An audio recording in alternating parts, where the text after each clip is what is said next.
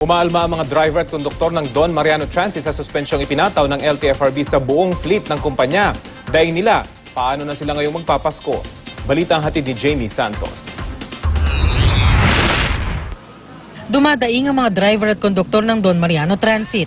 Masyado raw malupit ang naging parusa sa kanila ng LTFRB matapos suspindihin ang buong fleet ng kumpanya kasunod ng pagkakahulog ng bus sa Skyway na ikimatay ng 18. Hindi naman daw silang lahat ay nasangkot sa aksidente. Paano raw sila ngayong magpapasko pa naman? Dapat yung pasita na sana nakaspindi kasi hindi naman talaga lahat na dapat yung baklaran sana dapat pinapabiyahe lang muna. Isang araw nga lang po na hindi po maka-duty yung tao sa ganyan na sitwasyon.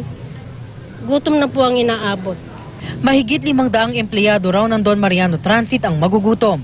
1,250 ang karaniwang naiuwi ng mga driver ng Don Mariano Transit araw-araw. 1,000 naman sa mga konduktor. Napakalaking kawalan daw ng suspensyon sa 78 na bus ng Don Mariano. Lalo pat hindi naman daw lahat sa kanila naging pabaya sa tungkulin. Meron po akong pamilya, 3 po ang nag-aaral sa akin. Single mom. Bago lumabas ng gate, mayroon po silang chine-check yung mga checklist. May mga checklist po yan sila, mga driver. Hindi yan pwedeng umalis hanggat hindi may problema ang bus. 12,500 pesos kada araw daw ang kota ng bawat driver ng Don Mariano na naaabot naman daw sa 3 beses na biyahe sa isang araw. Kaya hindi raw masasabing sagad sa oras sa mga driver nila.